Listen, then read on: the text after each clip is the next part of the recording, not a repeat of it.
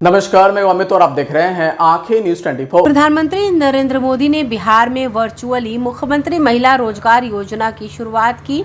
75 लाख महिलाओं के खाते में प्रधानमंत्री ने ऑनलाइन 10-10 हजार रुपए की राशि ट्रांसफर की। भाजपा प्रदेश महामंत्री लाजवंती झा ने आज पटना में एक संवाददाता सम्मेलन को संबोधित करते हुए इसे एक ऐतिहासिक कदम बताया। उन्होंने कहा कि एनडीए सरकार ने महिला सशक्तिकरण की दिशा में लगातार काम कर रही है और आगे भी करती रहेगी। उन्होंने कहा कि महिलाओं को सशक्त बनाने और उनको आर्थिक रूप से मजबूत करने के लिए एनडीए सरकार सतत प्रयत्नशील है। आइए सुनिए और क्या कुछ कहा लाजवंती झा ने। सबसे पहले तो इस बात के लिए हम समस्त बिहार की बहनों को बहुत बहुत बधाई देते हैं और दुर्गा पूजा की सभी को हम शुभकामना देते हैं कि कल 75 लाख बहनों के खाता में 10,000 रुपया की राशि दी गई है। इसके लिए हम सभी बहनों की शुभकामना और सभी को बधाई देते हुए, ये पहली बार है जो कि इतने बड़े स्तर पे हमारी बहनों को स्वरोजगार के लिए 2,10,000 की राशि जो तय की गई थी, उसमें प्रथम किस्त में 10,000 की भुगतान कर दी गई है। ये एक विजयादशमी पे हमारे माननीय प्रधानमंत्री जी और माननीय गृह मंत्री, माननीय मुख्यमंत्री जी के तरफ से सभी बहनों को एक उपहार है। इसके अलावा दूसरी किस्त इसकी जो बहनें हमारी बची हुई है, 3 अक्टूबर को 10,000 रुपया पुनः दिया जाएगा। 75 लाख बहनों को दे दिया गया है, बाकी जो बची हुई बहनें हैं उनको 3 अक्टूबर को 10,000 रुपया उनको दिया जाएगा। 20 वर्ष के एनडीए सरकार में नारी सम्मान और नारी स्वाभिमान के लिए निरंतरता के साथ कार्य किया गया है। उनके समृद्धि के लिए, उनके स्वाभिमान के लिए एनडीए सरकार द्वारा। कांग्रेस सरकार कहती थी कि हम 1 रुपया भेजते हैं और हमारे जो नीचे के लोग हैं उनको 15 पैसा पहुंचती है, लेकिन कल जो 10,000 रुपया दी गई वो 100% राशि 10,000 का 10,000 हम सभी बहनों के खाते में गया है।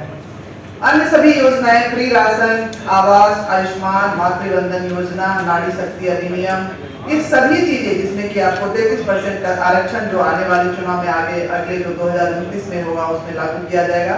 ये सभी दर्शाता है कि हमारे प्रधानमंत्री जी और हमारे मुख्यमंत्री जी महिलाओं के प्रति कितने संवेदनशील हैं। इसके अलावा जो जीएसटी में अभी जो दर कम की गई है, जहाँ पे 28% जीएसटी लगता था उसको 12% किया गया, जहाँ 12% लगता था वहाँ 5% किया गया, जहाँ 5% लगता था उसको 0 किया गया। आप देखेंगे कि रोजमर्रा की जो वस्तुएं हैं, साबुन, सर्फ, दतमन, पेस्ट, कॉपी, पेंसिल, ये सभी चीजों के मूल्य में कटौती हुई है। सभी चीजों के मूल्य जो है कम हुआ है। ये निश्चित रूप से हमारी जो बहनें घर को चलाती है उनके बजट पे इसका असर पड़ा और ये उनके जो रसोई से लेके बच्चों की पढ़ाई तक पे उनका दैनिक दिनचर्या की जो वस्तुएं हैं उसको कम किया गया। इसमें हमारे बहनों के बीच काफी उत्साह है और वो सभी हमारे प्रधानमंत्री जी को इसके लिए धन्यवाद दे रहे हैं। इसके अलावा हमारी जो वृद्ध, विधवा और दिव्यांग भाई बहन थे, माता बुजुर्ग थे, उनको 400 से बढ़ा के उनका पेंशन 1100 दिया गया। तो ये भी हमारे दर्शा रहा है कि लोगों में काफी उत्साह है और हमारे माननीय मुख्यमंत्री और प्रधानमंत्री जी के प्रति सभी आभार व्यक्त कर रहे हैं। आशा कार्यकर्ता जिनका मानदेय 1,000 रुपया था उसको बढ़ा के 3,000 किया गया। ममता दीदी जिसका कि 300 रुपया सिर्फ उसका मानदेय था 1,000 रुपये, उनको 600 किया गया। ये सभी चीजें महिलाओं के प्रति हमारी सरकार की कर्तव्य निष्ठा और उनका जो संकल्प है वो दर्शा रहा। स्टार्टअप के माध्यम से 1522 रजिस्टर्ड हुआ है, स्टार्टअप पंजीकृत किया गया है। 225 महिला नेतृत्व आने वाले स्टार्टअप में शामिल है। 50% की आरक्षण महिला जनप्रतिनिधि को है पंचायती राज में। हमारे बिहार में आदरणीय मुख्यमंत्री जी के मार्गदर्शन में 50% नगर निकाय और ग्राम पंचायत दोनों में आरक्षण दिया गया है। ये देश का पहला राज्य है। इसके अलावा आप जब देखेंगे तो पहले जब हमारा 2090 से 2005 तक जंगल राज थी, उस समय में सिर्फ 13.8% महिलाएं जो थी वो कामकाजी थी, घर से निकलती थी, क्योंकि वहाँ असुरक्षा का भाव था। वहाँ लोग अपने आप को, हमारी बहनें, माताएं, बच्चियां सुरक्षित नहीं महसूस कर पा रही थी।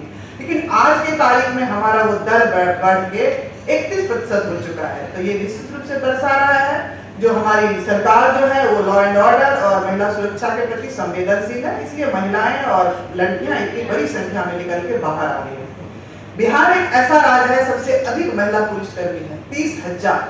30,000 महिला पुलिसकर्मी हमारे बिहार में है। ये पहला राज्य।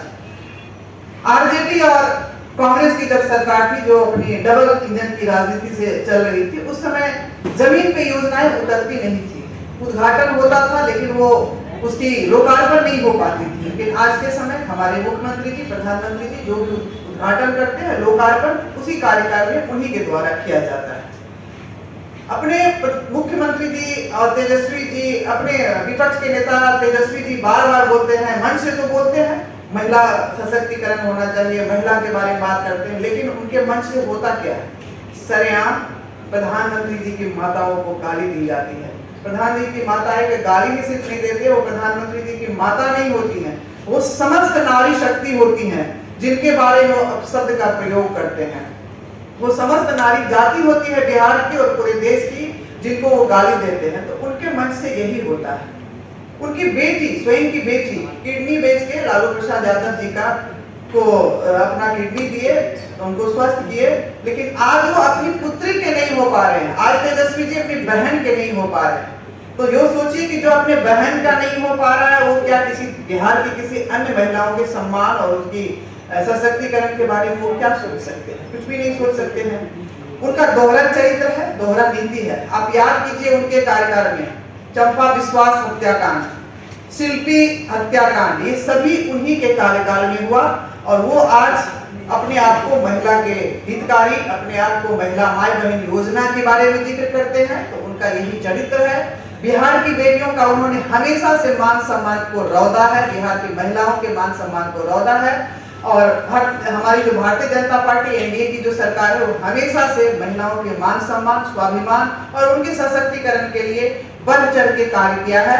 और हमारी यहाँ की जो बहन बेटियां हैं, वो हमेशा जिस तरह से उनके जंगल राज में अपने आप को प्रताड़ित महसूस कर पा रहे थे, उसी तरह आज अपने आप को। अखबार का बिल आया है, वो भी 150 रुपए का। आजकल अखबार पढ़ना भी महंगा होता जा रहा है।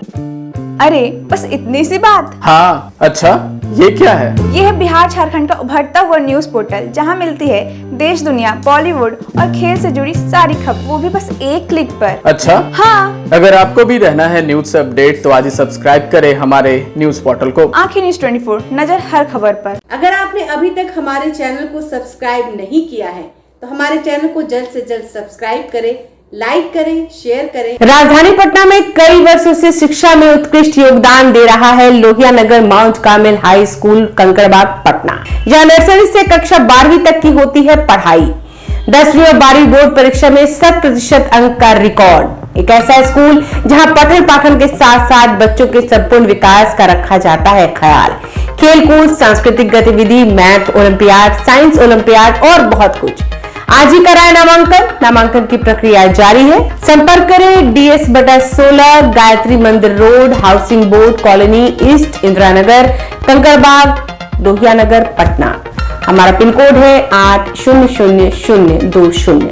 पटना में कई वर्षों से शिक्षा में अहम योगदान दे रहा है Gyansthali high school Alamganj Patna city, जहां 10वीं और 12वीं की बोर्ड परीक्षाओं में 100% अंक प्राप्त कर रहे हैं बच्चे। एक ऐसा स्कूल जहां न केवल होती है पढ़ाई, बल्कि साथ ही साथ होती है कल्चरल एक्टिविटी, स्पोर्ट्स एक्टिविटी से जुड़े गेम्स, मैथ ओलंपियाड से लेकर साइंस ओलंपियाड, जहां बच्चों के लिए स्कूल कैंपस अत्याधुनिक सुविधाओं से लैस, छोटे बच्चों के लिए वाहन और ट्रांसपोर्ट की विशेष सुविधा।